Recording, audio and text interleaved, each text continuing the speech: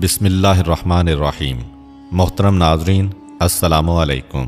آج کی ویڈیو میں ہم رسول کریم صلی اللہ علیہ وآلہ وسلم کے اس سفر کی تفصیل بیان کریں گے جب آپ حضرت خدیجہ رضی اللہ تعالی عنہا کا سامان تجارت لے کر شام گئے تھے، اور اس سفر میں حضرت خدیجہ کا غلام میسرہ بھی آپ کے ساتھ تھا۔ آپ کو بتائیں گے اس سفر میں پیش آنے والے تمام معجزات اور رسول کریم صلی اللہ علیہ وآلہ وسلم کی کون سی ایسی حکمت عملی تھی جس کی وجہ سے حضرت خدیجہ کو پہلی دفعہ اپنے مال تجارت پر دوگنا نفع حاصل ہوا تھا۔ اس وقت شام یمن کے بعد دنیا کی دوسری بڑی تجارتی منڈی تھا، اس لیے جب بھی شام کی طرف کوئی قافلہ جاتا تو عرب کے ہر تاجر کی یہ کوشش ہوتی کہ وہ اس قافلے کا حصہ بنے۔ چنانچہ جب رسول کریم صلی اللہ علیہ وآلہ وسلم حضرت خدیجہ رضی اللہ تعالی عنہا کا سامان تجارت لے کر شام کے لیے روانہ ہوئے تو یہ قافلہ کافی بڑا قافلہ بن گیا تھا۔ قافلہ روانہ ہوا۔ خاندان بنو ہاشم کے جو لوگ پیغمبر اسلام کو رخصت کرنے کے لیے آئے تھے وہ سب خدا حافظ کہہ کر واپس ہوئے۔ جناب ابو طالب اپنے گھر کی جانب چلے اور یہ قافلہ مکے سے باہر نکلا۔ ابو جہل کے ساتھیوں نے کہا کہ اتنا بڑا قافلہ ہے، راستے کی مشکلات بہت زیادہ ہیں، اتنا سامان تجارت لے کر پہلی مرتبہ ہم جا رہے ہیں اور اس راستے کے بارے میں معلوم ہے کہ خطرناک راستہ ہے، چنانچہ بہتر ہے کہ اپنا کوئی سردار مقرر کر لیا جائے جس کا کام یہ ہوگا کہ وہ اپنے ساتھیوں کو لے کر قافلے کے آگے آگے چلے تاکہ راستے میں جو پریشانی آنے والی ہے اسے پہلے سے اندازہ ہو جائے، اور وہ پیچھے کے قافلے کو اطلاع بھیجتا رہے کہ اس طرح آنا، تیزی سے آنا یا آہستہ سے آنا، فلاں چیز کا اہتمام کر کے آنا، یہ ساری خبریں وہ دیتا رہے۔ قافلہ بڑا طویل قافلہ ہے۔ جب سرداری کا مسئلہ آیا ہر قبیلے نے اپنا ایک نمائندہ پیش کر دیا، لیکن جن نمائندوں کے نام پیش ہوتے رہے کسی کو اعتراض نہ ہوا۔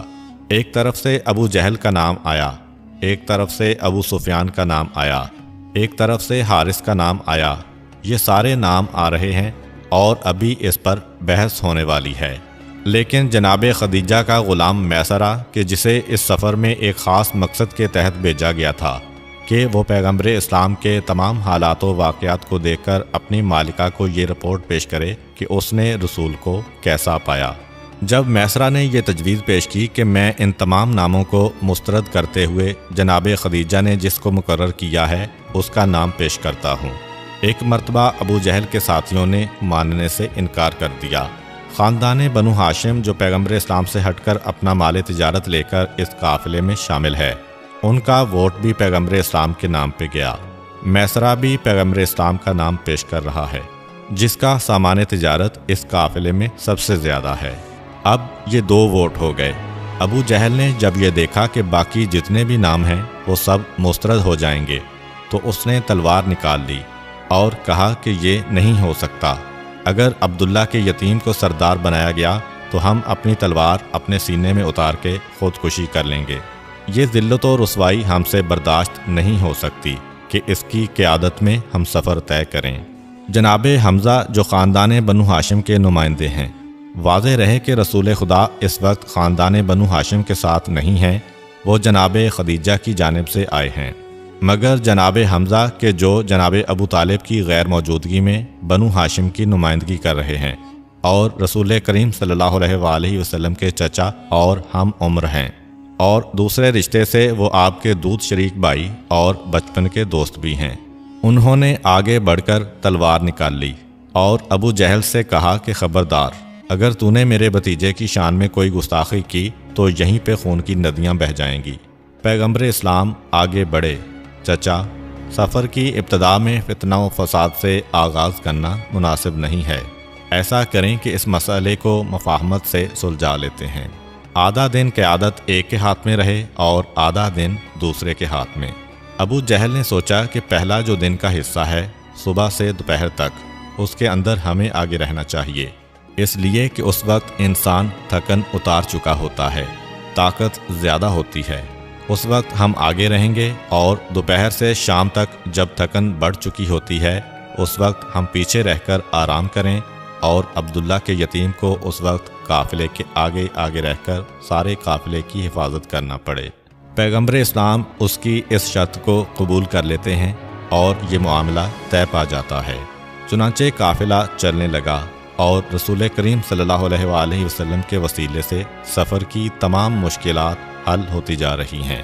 उस वक्त मक्के के लोगों के जहन में भी नहीं है कि ये यतीम आगे चलकर नबी या रसूल बन सकता है, लेकिन सब ने ये महसूस कर लिया कि ये नौजवान कोई आम नौजवान नहीं है, इसके साथ ज़रूर कोई गैबी ताकतें हैं। लेकिन चूंकि लोगों को नबूवत का हल्का सा शायबा तक नहीं था, इसलिए ये समझ नहीं पा रहे थे कि ये क्या माजरा है। तारीख बताती है कि इस काफ़िले ने 1 या 2 मंजिलें तय की होंगी कि एक ऐसे मकाम पर यह काफ़िला पहुंचा कि एक जानिब पहाड़ थे और दूसरी जानिब हमवार मैदान था।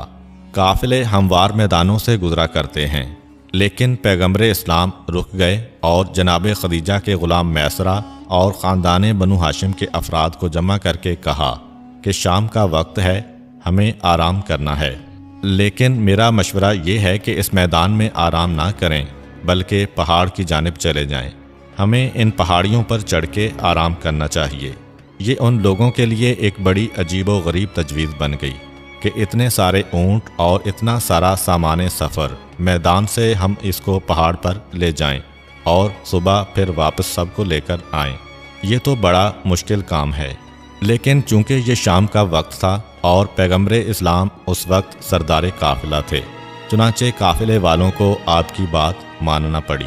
लेकिन सारे परेशानी के आलम में हैं और अबू जहल का प्रोपेगंडा जारी है कि देखो, जिसे हमने सरदार बनाने पे इत्तफाक कर लिया है, ये तो बिला वजह हमें ज़हमत व परेशानी में डाल रहा है। इसका नतीजा ये निकला कि बाकी सब तो पैगंबर के साथ बसद मुश्किल उन पहाड़ियों पे चढ़ गए। अगरचे हैरान तो थे कि ये पहाड़ियाँ कि जिनके बारे में हम ये सोच रहे थे कि सारे सामान को ले जाना नामुमकिन है, मगर इतनी मुश्किल भी ये पहाड़ियाँ साबित ना हुईं। कोई ऐसा राज, कोई ऐसा मौजज़ा है दरमियान में कि इतनी आसानी से हमारे ऊँट इन पहाड़ियों पर चढ़ गए। लेकिन बहरहाल फिर भी कुछ ज़हमत तो हुई। काफ़िले में से एक सरदार अकड़ गया, कहने लगा कि हरगिज़ नहीं, मेरा दिमाग ख़राब नहीं हुआ कि मैं फ़कत एक नातजर्बाकार नौजवान की बातों में आकर अपने 400 ऊँटों को पहाड़ियों पर चढ़ाऊँ। तुम्हें क्या हो गया है? तुम में से हर एक 25-25 और 50-50 सफ़र कर चुका है और इसके बावजूद इस वक्त एक ऐसी गलती कर रहे हो। मगर पैगंबर इस्लाम मशवरा दे चुके हैं और काफ़िले को बहरहाल पैगंबर इस्लाम के मशवरे पर अमल करना पड़ा। लेकिन अजीब बात यह हुई कि अभी काफ़िला ऊपर पहुंचा ही था और खैमे तक न लगाए गए थे, ऊँटों तक को ना बांधा गया था कि उस इलाके में एकदम से बादल आए और इतनी मूसलाधार बारिश हुई कि सैलाब की कैफियत पैदा हो गई। और देखते ही देखते वो सरदार जो अपने 400 ऊँट लेकर मैदान में बैठा था, वो अपने 400 ऊँटों समेत पानी के उस धारे में बहता हुआ जहन्नुम वासिल हो गया। और हर एक हैरानों परेशान कि इस रास्ते से हम पहले भी गुजरे थे, मगर अंदाज़ा तक न था कि यहाँ पे कभी सैलाब भी आ सकता है। और फिर ये आज सैलाब आया और आज ही हमारे सरदार ने हमें पहाड़ी पर चढ़ने का मशवरा दिया। अबू जहल के ग्रुप के अलावा सारे काफ़िले के लोगों में एक ख्याल पैदा हुआ कि जिसे हमने सरदार बनाया है वो इंतहाई दानिशमंद है, हमारे फ़ायदे का ख्याल रखता है। एक एहतराम रसूल दिलों में पैदा होने लगा। ये सब देखकर अबू जहल और उसके साथियों के दिलों में हसद की आग बढ़ती जा रही है। लेकिन इसके बाद फिर एक परेशानी का मरहला आ गया। 4 दिन मुसलसल बारिश होती रही और सैलाब की कैफियत तारी रही। चारों तरफ पानी खड़ा हो चुका है। फ़कत वो रास्ता महफूज है कि जहाँ से ये लोग आए थे। मैसरा जैसा शख्स भी घबरा गया और रसूल से कहता है कि ऐ सरदार काफ़िला, इतनी बारिश हो गई है और इतना पानी जमा हो गया है कि अब आगे जाने का रास्ता तो बंद है और आसार ये बता रहे हैं कि 1-2 महीने लग जाएंगे इस रास्ते को खुलते हुए। सिर्फ वापसी का रास्ता जिससे हम आए थे वो रास्ता खुला हुआ है। यहीं पे इस सफ़र को ख़त्म करें, वापस मक्के चलें और 1-8 महीने के बाद दोबारा आएँ।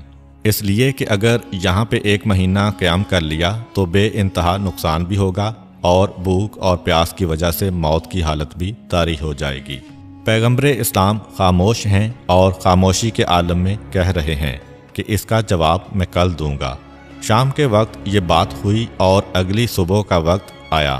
پیغمبر اسلام خاندان بنو ہاشم اور جناب خدیجہ کے غلام میسرہ کو لے کر اس مقام پر جا کے کھڑے ہو گئے کہ جہاں سے آگے بڑھنے کا راستہ تھا اور دور تک پانی ہی پانی ہے، اور پیغمبر اسلام اپنے ساتھیوں سے کہہ رہے ہیں کہ اس وقت تم میں سے جو میری بات ماننے کو تیار ہے وہ اپنے سامان کو تیار کر لے، ہم اسی مقام سے گزریں گے۔ سب حیران و پریشان ہیں کہ اس نوجوان کو کیا ہو گیا ہے کہ سیلابی پانی دریا کی صورت میں ہے اور یہ کہہ رہا ہے کہ ہمیں یہاں سے آگے بڑھنا ہے۔ حیرت کے عالم میں ایک دوسرے کو دیکھ رہے ہیں، مگر یہ دیکھ کر حیرت اور بڑھتی گئی کہ اس نے اعلان کر دیا مگر آگے نہیں بڑھ رہا اور وہیں کھڑا ہے، اور پیغمبر چاروں طرف نگاہ ڈال رہے ہیں کہ ایک دم پہاڑ کی چوٹی سے ایک سفید پرندہ اڑ کے آیا جس کی چونچ میں درخت کی ایک شاخ تھی، اور روایت یہ ہے کہ وہ سیلابی پانی سے اس طرح اڑ کے گیا کہ اس کے منہ میں جو شاخ ہے اس سے پانی پر ایک لکیر سی بنی، اور جیسے ہی وہ لکیر بنی ایک راستہ سا بن گیا۔ پیغمبر اسلام نے اعلان کیا جو بھی اس وقت بسم اللہ و باللہ پڑھے گا وہ میرے ساتھ آگے آئے اور دیکھیں کہ کس آرام سے اس مقام سے نکل جاتا ہے۔ لیکن یہ ایک ایسا اعلان ہے کہ جس پر عمل کرنے کو کوئی تیار نہیں ہے کہ کیسے اپنی جان اور اپنے سامان کو خطرے میں ڈالے۔ پیغمبر یہ منظر دیکھتے ہیں، اگرچہ اس وقت پیغمبر کو آگے نہیں جانا ہے کیونکہ صبح کا وقت ہے اور ابو جہل سردار قافلہ ہے، آگے اسے بڑھنا ہے کہ اس کا حق بھی ہے اور اس کا فرض بھی۔ مگر پیغمبر نے جب اسے خاموش دیکھا تو اس سے کہا کہ اگر تو آگے نہیں بڑھتا تو میں آگے جاؤں گا۔ اب وہ خاموش ہے، نہ ہاں کہہ سکتا ہے نہ کہہ سکتا ہے، لیکن اس کی خاموشی کو دیکھ کے پیغمبر اسلام بسم اللہ و باللہ کہتے ہوئے آگے بڑھے، اور پیغمبر کے ساتھ پیغمبر کا سامان تجارت ہے۔ یہ منظر دیکھ کر سارے کا سارا قافلہ حیران ہو گیا کہ کسی کے گھٹنے تک بھی پانی نہ پہنچ سکا، پنڈلیوں تک پانی رہا، اور پیغمبر اسلام اپنے اونٹوں سمیت اس سیلابی پانی کو طے کر کے دوسری جانب پہنچ گئے۔ یہ منظر دیکھ کر اب تو سارا قافلہ ایک ساتھ قطار بنا کر کھڑا ہو گیا۔ سب کو پریشانی ہے کہ ہمارا اتنا نقصان ہو رہا ہے، سامان تجارت خراب ہو رہا ہے۔ سب کے سب لوگ آگے بڑھ گئے، صرف ایک آدمی تھا جس نے انکار کر دیا، کہا کہ میں بسم اللہ کیوں کہوں، میں کہوں گا بسم لات والعزیٰ، لات و عزیٰ کے نام سے۔ یہ کہہ کے آگے بڑھا۔ حیرت کی بات یہ ہے کہ وہ اس انداز سے آگے بڑھ رہا ہے کہ اس کے آگے بھی کچھ لوگ ہیں، اس کے پیچھے بھی کچھ لوگ ہیں، یہ سب کے سب خیریت سے جا رہے ہیں، اور ایک دم سے یہ پانی میں داخل ہوا اور ایک سیکنڈ کے اندر یہ پانی میں ڈوب چکا تھا۔ اس منظر کو دیکھنے کے بعد قافلے کے ساتھیوں کے دلوں پر اور اثر ہوا کہ اس نوجوان میں کچھ خصوصیت ہے، لیکن کچھ سمجھ نہیں آ رہا کیونکہ رسالت و نبوت کا بھی کچھ تصور نہیں ہے۔ خیر، تاریخ بتاتی ہے کہ یہ قافلہ اس پانی کو طے کر کے اپنے اس راستے پہ آ گیا جو شام تک لے جانے والا ہے۔ اب ابو جہل انتہائی بے چین ہے اور تھوڑی دور یہ لوگ چلے۔ ابو جہل اب آگے ہو گیا۔ ابو جہل نے دیکھا کہ راستے میں کنواں آ گیا ہے۔ اب یہ پرانا زمانہ تھا، پانی کے ذخیرے تو ساتھ ہوتے نہیں تھے، راستے میں جہاں جہاں کنویں ہوتے تھے اس کے حساب سے پانی کو جمع کیا جاتا تھا۔ اس کنویں سے پانی لیا اور یہاں سے 8 گھنٹے کی مسافت پر اگلا کنواں آئے گا تو 8 گھنٹے کا پانی لے لیا۔ زیادہ پانی نہیں لے سکتے تھے کیونکہ سامان تجارت والے اونٹوں کے علاوہ کوئی اضافی اونٹ نہیں ہوتے تھے کہ جن پر پانی رکھا جا سکتا، لہٰذا اندازے سے لوگ چلتے تھے کہ 8 گھنٹے کے بعد کنواں ہے تو 8 گھنٹے کا پانی لے لیا، اگر 1 دن کے بعد کنواں ہے تو 24 گھنٹے کا پانی لے لیا۔ اور سردار لشکر کی ایک ذمہ داری یہ بھی ہوتی تھی کہ یہ سب خبریں وہ پہلے دیتا رہے۔ ابو جہل آگے جا رہا ہے اور اسے معلوم ہے کہ کتنا پانی ان لوگوں کے پاس ہے۔ قافلہ چلتا رہا۔ ابو جہل سوچ میں پڑا ہوا ہے کہ میں کس طریقے سے عبداللہ کے اس یتیم کا خاتمہ کروں کہ جس کی وجہ سے میری سرداری چھن گئی، ورنہ اس سے پہلے جس قافلے میں ابو جہل ہوتا تھا اس قافلے میں کوئی اور سردار بنتا ہی نہ تھا۔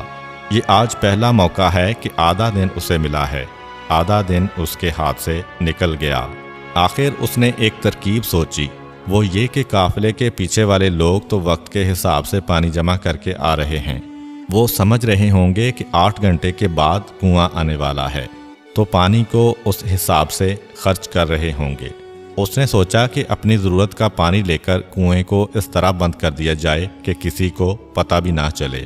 اس کا نتیجہ یہ نکلے گا کہ جب پورا قافلہ یہاں پہ آئے گا تو انہیں پانی نہ مل سکے گا، اور اس کنویں کے بعد 24 گھنٹے کے بعد پانی دستیاب ہوگا، تو 24 گھنٹے میں وہ پیاس کے عالم میں مر جائیں گے۔ اچھا ہے یہ سب لوگ مر جائیں، کیونکہ اب مکہ واپس جانے کے بعد عبداللہ کے یتیم کا جو احترام ہوگا وہ ایسا ہوگا کہ جیسے کسی بادشاہ کا ہوتا ہے، کیونکہ ابو جہل دیکھ چکا تھا کہ پیغمبر اسلام پورے قافلے کی جان بچا چکے ہیں اس سیلاب سے، اور مکے جا کر جب یہ پورا قافلہ یہ واقعہ سنائے گا تو ان کی کتنی عزت و احترام ہوگا۔ اس نے سوچا کہ چاہے باقی لوگ بھی مارے جائیں مگر عبداللہ کے یتیم کو تو مکے تک زندہ واپس نہیں جانے دینا۔ یہ سوچنے کے بعد اس نے کنویں سے پانی لیا، اور پانی لینے کے بعد کنویں کو بند کر دیا، اور تیزی سے بڑھتے ہوئے 2 گھنٹے کی مسافت پر آگے جا کے بیٹھ گیا۔ ایک غلام کو پانی کی مشق دے کر یہاں پہ بٹھا دیا کہ یہاں پہ بیٹھے انتظار کرتے رہو، اور جب تم یہ منظر دیکھو کہ عبداللہ کا بیٹا تڑپ تڑپ کے پیاس کی وجہ سے دنیا سے رخصت ہو رہا ہے تو آ کے مجھے یہ خوشخبری سناؤ، میں تمہیں آزاد کر دوں گا۔ خود آگے بیٹھا انتظار کر رہا ہے کہ اب میرا غلام آئے گا، لیکن جب غلام آیا تو ابو جہل نے دیکھا کہ وہ خوشی کے عالم میں نہیں آ رہا کہ میں یہ خوشخبری ابو جہل کو پہنچاؤں اور آزاد ہو جاؤں، بلکہ وہ بڑا گھبرایا ہوا ہے، اور آتے ہی کہتا ہے کہ آقا یہ آپ بہت بڑی غلطی کر رہے ہیں، آپ کچھ بھی کر لیں اس نوجوان کو کوئی نقصان نہیں پہنچ سکتا، کیونکہ ایسا لگ رہا ہے کہ اس کے اوپر خداؤں کا سایہ ہے۔ اپنے غلام کے منہ سے پیغمبر اسلام کی تعریف سن کر اس کی حسد کی آگ اور بھڑک اٹھی، اور غصے کے عالم میں کہتا ہے کہ کیا بکواس کر رہے ہو، میں نے تمہیں کس کام کے لیے بھیجا تھا اور تم آ کے قصیدہ پڑھ رہے ہو، ہوا کیا ہے یہ تو بتاؤ۔ کہا کہ جس وقت میں نے اس قافلے کو آتا ہوا دیکھا تو مجھے یہی توقع تھی کہ وہ لوگ پیاس کے عالم میں آ رہے ہوں گے، لیکن جب وہ وہاں پہنچے تو میں نے دیکھا کہ کنواں نہ ملنے پر ہر ایک گھبرا تو گیا، لیکن عبداللہ کا یتیم آگے بڑھتا ہے اور کہتا ہے کہ اے میرے قافلے کے ساتھیوں، گھبرانے کی ضرورت نہیں ہے، ہم اللہ تعالیٰ سے دعا کرتے ہیں، اللہ ہماری دعا کو قبول کرے گا۔ یہ کہہ کے وہ آگے بڑھا، اس نے دعا کے لیے ہاتھ اٹھائے اور پھر ایک مرتبہ زمین کو ٹھوکر ماری، اور زمین سے تازہ پانی کا چشمہ ابل پڑا، اور سارا قافلہ خوشی کے عالم میں اس کے قدموں پر گر پڑا، اس کے ہاتھوں کو بوسہ دینے لگا، ہر ایک کی زبان پر اس کی تعریف تھی۔ ابو جہل اس وقت انتہائی پریشانی اور ندامت کی حالت میں ہے کہ وہ کس طرح اپنے قافلے کا سامنا کرے، پریشانی کے عالم میں آگے بڑھا جا رہا ہے۔ روایت میں ہے کہ شام کی سرحد کے قریب ایک مقام پر اس کا اونٹ کھجور کے ایک درخت کے قریب سے گزرا کہ اچانک اس کھجور کے درخت کی اوٹ سے ایک انتہائی خوفناک اژدہا نکل کے اس انداز سے آگے آیا کہ ابو جہل کا اونٹ بڑک کے بھاگا، اور اس نے ابو جہل کو زمین پہ گرایا۔ اس کی پسلیوں میں انتہائی شدید چوٹ آئی، اور اس کا اونٹ ڈر کے مارے صحرا میں فرار اختیار کر جاتا ہے۔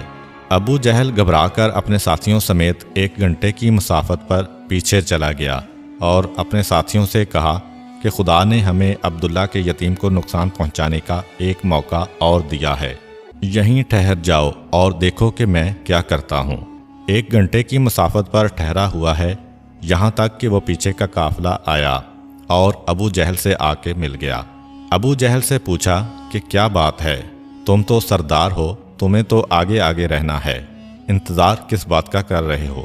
ابو جہل ہاتھوں کو جوڑ کر آگے بڑھتا ہے اور پیغمبر اسلام کے پاس پہنچ کر کہتا ہے کہ اے عبداللہ کے یتیم، میں نے بڑی غلطی کی تھی کہ تیری موجودگی میں اس قافلے کی سرداری سنبھالی تھی، مجھے معلوم نہیں تھا کہ میں کیسی حماقت کر رہا ہوں، تیرے آگے کسی کو حق ہی نہیں ہے۔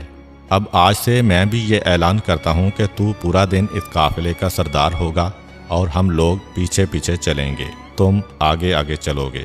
اتنا سننا تھا کہ پیغمبر اسلام کے چچا حضرت عباس خوشی کے عالم میں آگے بڑھے، پیغمبر اسلام سے گلے لگتے ہیں اور کہتے ہیں کہ اے میرے بھتیجے، کتنا مبارک دن ہے کہ ابو جہل جیسا دشمن بھی تمہاری عزت و عظمت کا اعتراف کر رہا ہے۔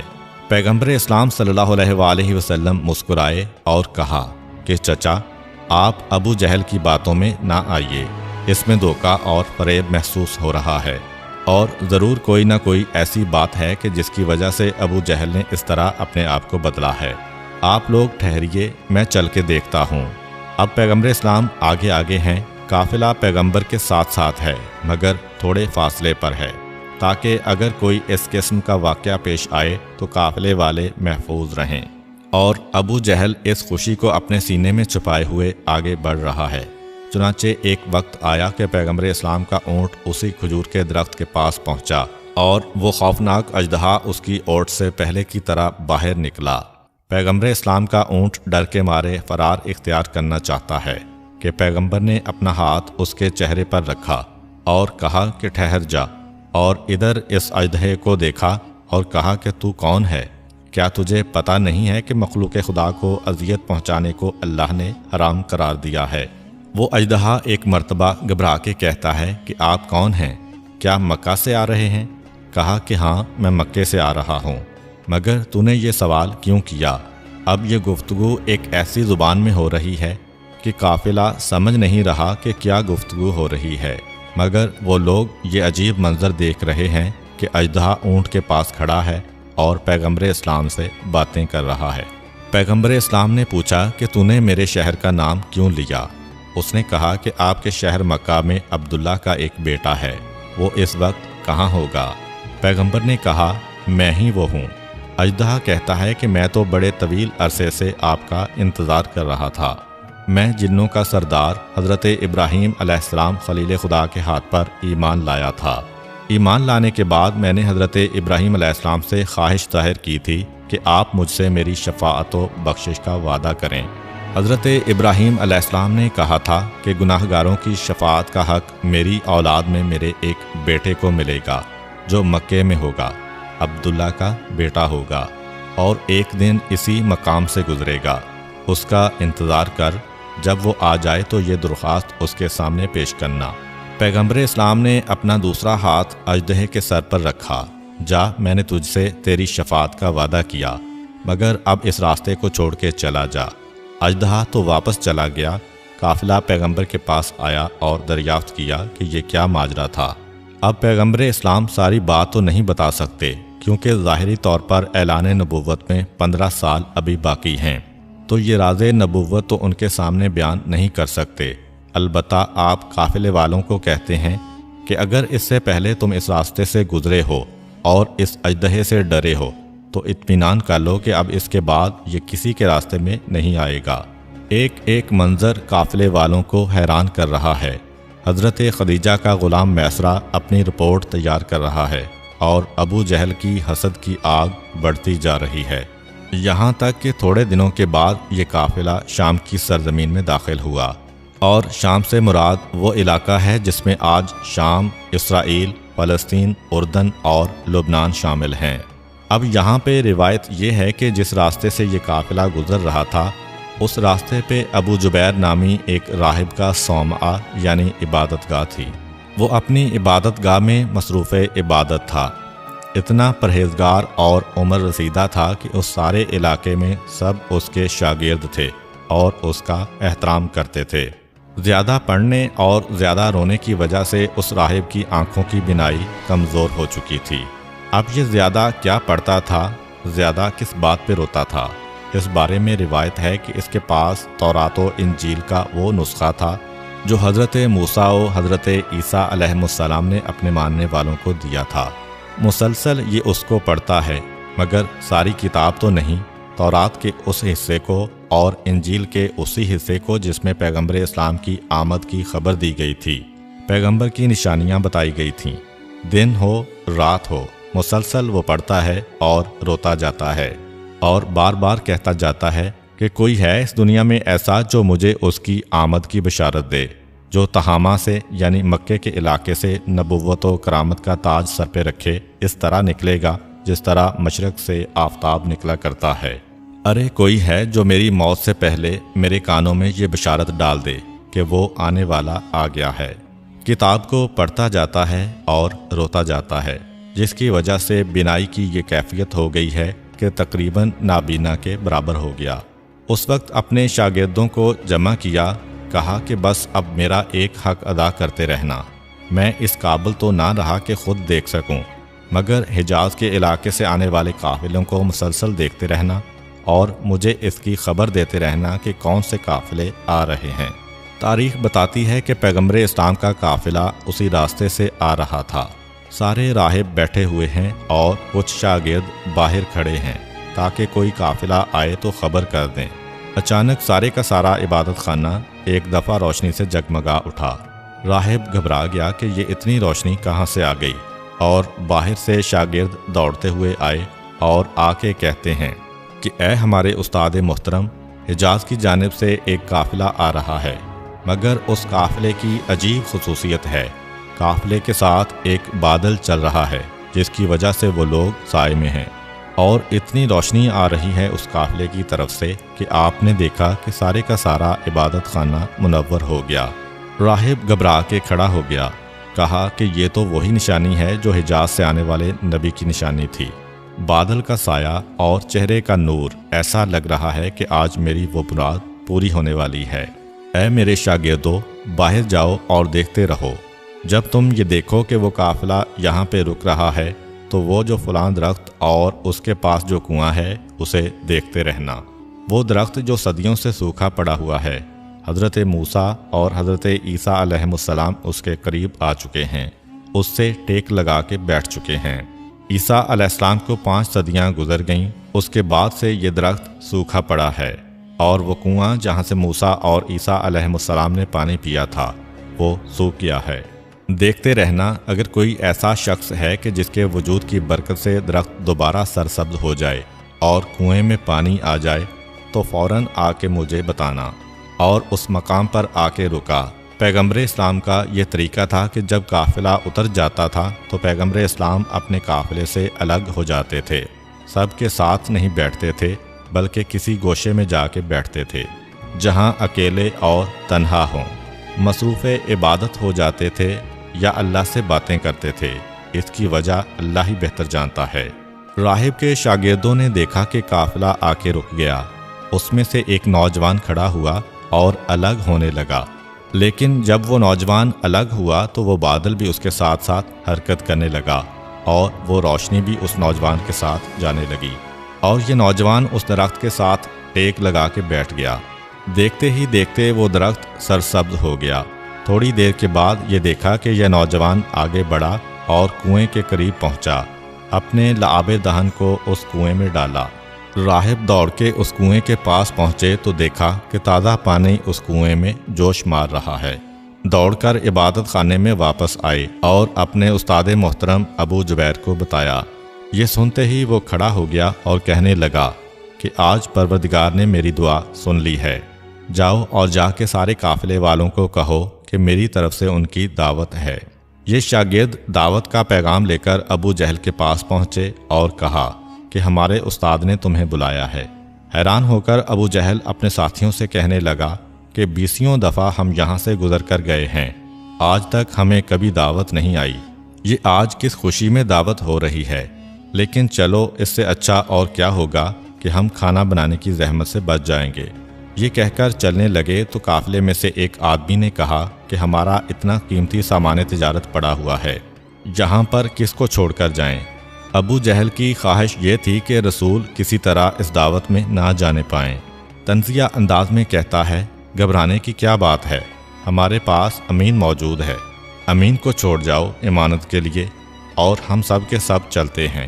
یہ تجویز سب کو پسند آ گئی۔ پیغمبر اسلام کے پاس آ کر درخواست کی کہ اتنا سارا سامان ہے، آپ کے علاوہ اور کسی پہ بھروسہ نہیں ہے۔ پیغمبر وہاں پر بیٹھ گئے اور یہ سب کے سب دعوت میں پہنچے۔ جب یہ لوگ بیٹھ چکے تو وہ استاد ایک مرتبہ اپنی جگہ سے کھڑا ہوا اور ایک ایک کے قریب پہنچ کر اس کا چہرہ دیکھنے لگا۔ کیونکہ نظر بہت کمزور ہے، بالکل قریب آتا ہے تو نظر آتا ہے۔ سب کو دیکھ لیا اور گھبراہٹ کے عالم میں ایک کونے میں جا کر کھڑا ہو گیا۔ راہب کے شاگردوں نے جب اپنے استاد کی عدم دلچسپی دیکھی تو وہ بھی پیچھے ہٹ گئے۔ ابو جہل نے دیکھا کہ یہ تو ماجرا ہی کچھ اور ہو گیا۔ دسترخوان پہ لا کے بٹھا دیا، خالی پلیٹیں رکھی ہیں، نہ کھانا ہے نہ کوئی کھانے کی دعوت دینے والا ہے۔ اب پریشان ہے کہ کہے تو کیا کہے، دعوت اسی کے ذریعے سے آئی ہے، ہر ایک اسی کو دیکھ رہا ہے۔ مگر پیغمبر اسلام کے چچا جناب عباس سمجھ گئے، کھڑے ہوئے اور راہب کے پاس آئے، پوچھا کہ کیا بات ہے، بہت پریشان نظر آ رہے ہو۔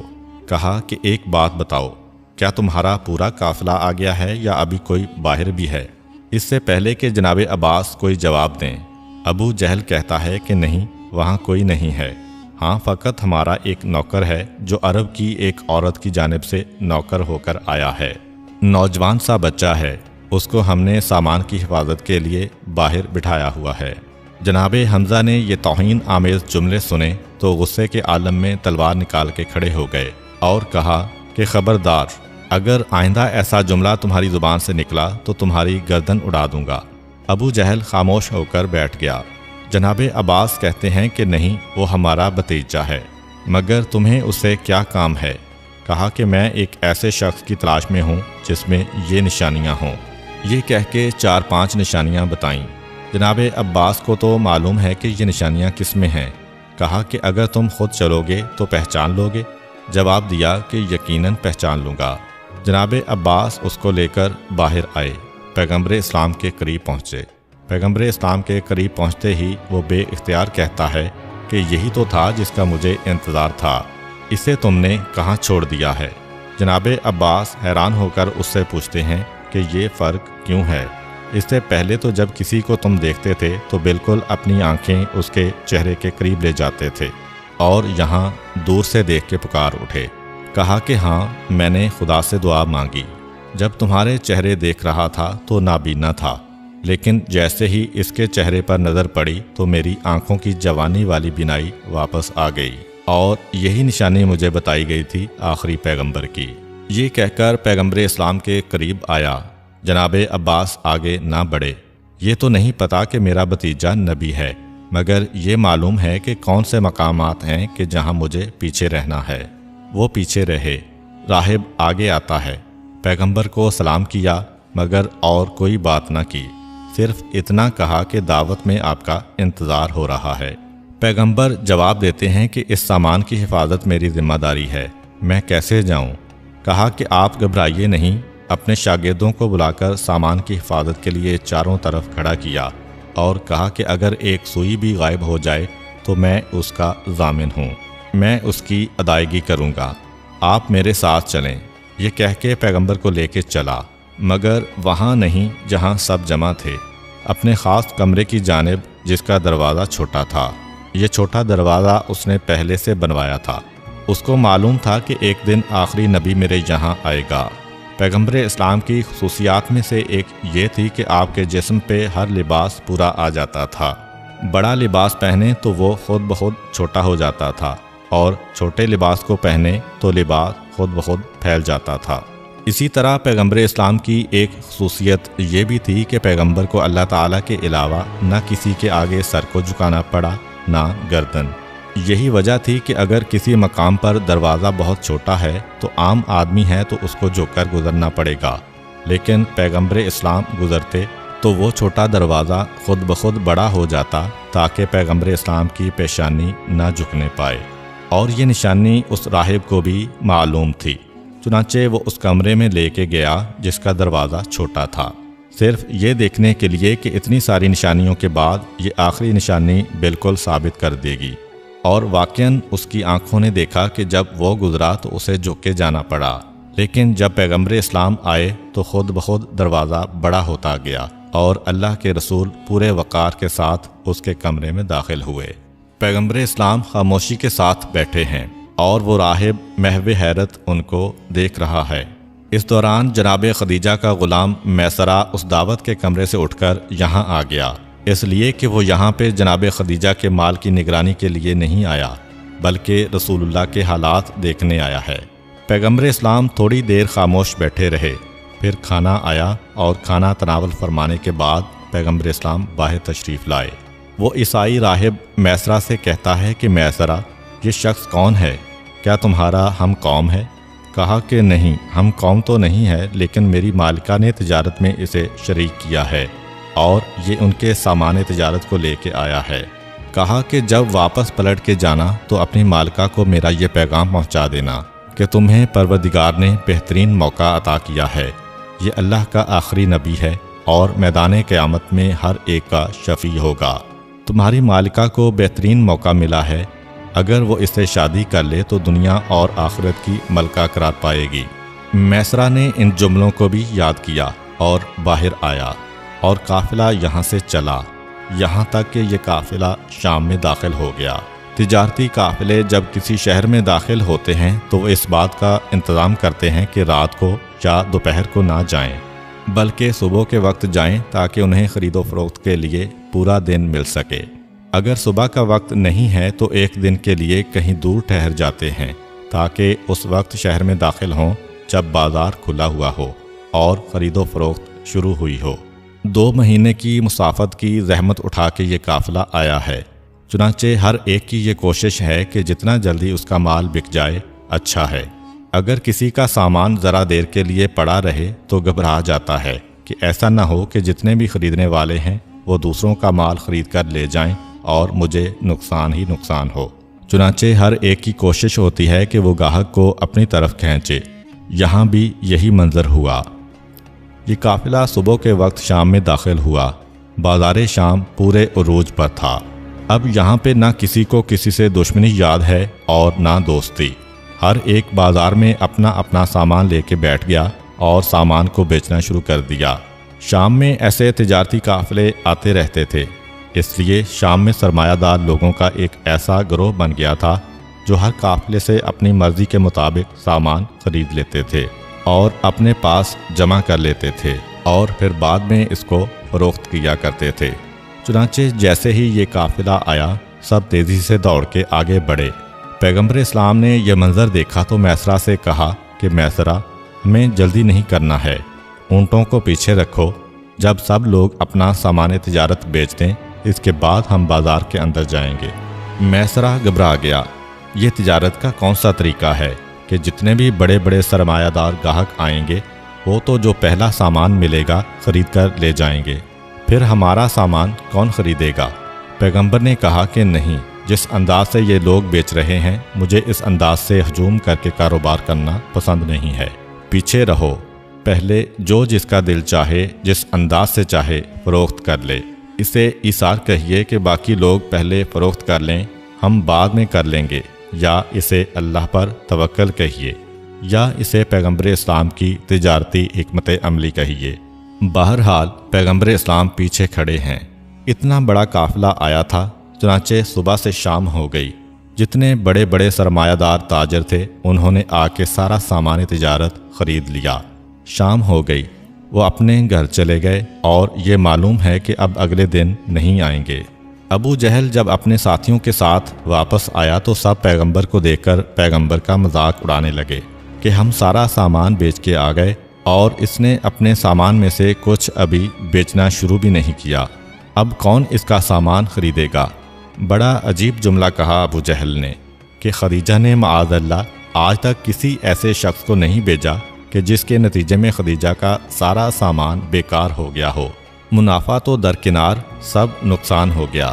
آج کی تجارت کے بعد جشن بھی منایا جا رہا ہے اور پیغمبر کا مذاق بھی اڑایا جا رہا ہے، اور پیغمبر اسلام خاموش ہیں۔ پیغمبر سے ہمدردی کرنے والے بھی اس وقت حیران ہیں کہ دوسرے ساتھیوں کو کیا جواب دیں۔ اگلا دن آیا اور پیغمبر اسلام کے اس عمل نے شام کی تجارت کا رخ بدل دیا۔ اگلے دن پیغمبر اسلام کا سامان تجارت بازار میں آیا اور یہ اگلا وہ دن تھا کہ جس کی وجہ سے تاجروں کو بڑا نقصان ہوتا تھا۔ ہوتا یہ تھا کہ آج سامان تجارت آیا، جتنے بھی سرمایہ دار ہیں جن کے پاس پیسہ زیادہ ہے، جو سارا سامان خرید سکتے ہیں وہ خرید لیتے تھے۔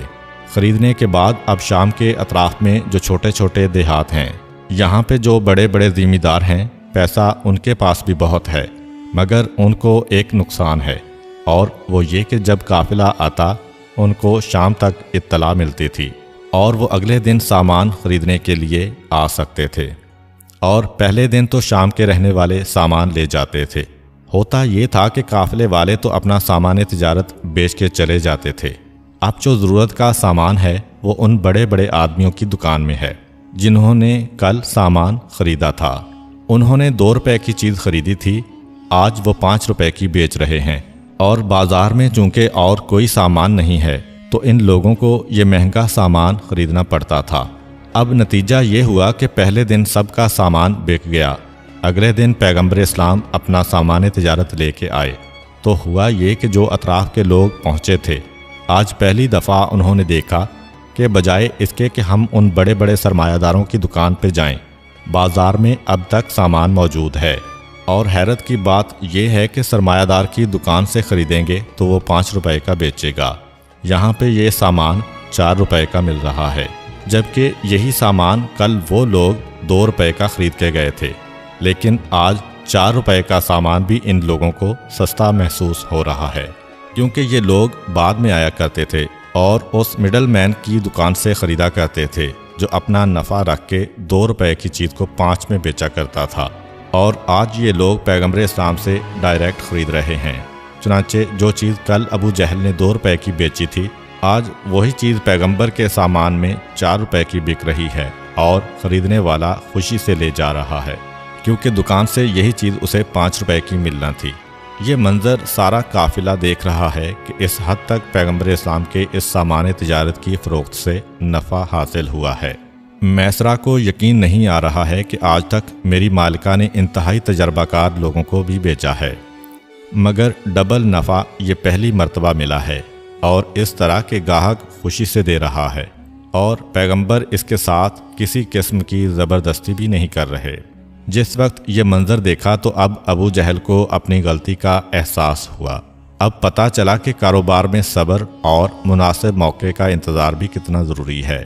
تاریخ کہتی ہے کہ جس وقت یہ سامان تجارت بک رہا تھا تو سارے شہر میں ایک شور سا ہو گیا کہ آج اتنا سستا سامان بک رہا ہے۔ ایک یہودی عالم تک یہ بات پہنچی، اسے معلوم تھا کہ آخری نبی جب شام آئے گا تو اس انداز کا واقعہ پیش آئے گا۔ وہ گھوڑے پہ سوار ہو کے تیزی سے بازار میں پہنچا، پیغمبر کے چہرے کو دیکھا تو پہچان لیا کہ یہ وہی نبی ہے کہ جس کا ہمیں انتظار تھا، جسے ہم اس کی پیدائش کے وقت سے ہی ڈھونڈ رہے تھے، مگر آج یہ یہاں آیا ہے تو اس حالت میں کہ اس کے ساتھ اس کا پورا قبیلہ ہے۔ گھبرا کے اپنے ساتھیوں سے کہنے لگا کہ غضب ہو گیا، وہ آ گیا ہے جو ہمارے دین کو ختم کرے گا، ہماری عورتوں کو بیوہ کرے گا، اور اسے اس قابل نہ رہنے دو، مگر کیا کریں، کس طرح پیغمبر پہ حملہ کریں؟ پیغمبر کے ساتھی بھی کم نہیں ہیں، اور پھر شام کا بازار بھی پیغمبر کا حمایتی بن چکا ہے۔ اس نے ایک ترکیب سوچی، پیغمبر اسلام کے پاس سامان تجارت کی چند آخری بوریاں رہ گئی تھیں، پاس آیا اور کہنے لگا کہ یہ سامان کتنے کا ہے؟ پیغمبر نے کہا کہ 500 درہم۔ اس نے کہا کہ یہ سارا میں خریدنے کو تیار ہوں، لیکن پیسے میرے گھر میں پڑے ہیں، میرے ساتھ میرے گھر چلو، آخری سامان ہے، اس کے بعد تو تمہیں یہاں کھڑا بھی نہیں ہونا، میں پیسے دیتا ہوں اور سامان لے جاتا ہوں۔ پیغمبر نے کہا کہ ٹھیک ہے، اور اس کے ساتھ چلے۔ وہ پیغمبر اسلام کو گھر میں لے کے آیا اور انہیں بٹھایا، کہا کہ میں پیسے لے کے آتا ہوں۔ اپنی بیوی کے پاس گیا اور کہا کہ ہمارے گھر میں وہی آیا ہے کہ جس کے بارے میں تمہیں بتاتا آ رہا ہوں، یہ ہماری عورتوں کو بیوہ کرے گا، ہمارے بچوں کو یتیم کرے گا، ہمارے دین کو ختم کرے گا، اسے آج یہاں سے صحیح سلامت نہ جانے دینا۔ بیوی کہتی ہے کہ کیا کروں؟ جواب دیا کہ اس طرح سے اسے نقصان پہنچاؤ کہ ایسا لگے کہ جیسے کوئی حادثہ پیش آ گیا ہو۔ یہ چکی کا پارٹ لے کر مکان کی چھت پہ کھڑی ہو جاؤ، اور جیسے ہی یہ شخص گھر سے باہر نکلے ویسے ہی یہ چکی اس کے سر پر پھینک دینا، تاکہ کہنے کو بھی یہ موقع ہو کہ وہ گھر کی چھت پہ چکی لے کر کھڑی تھی۔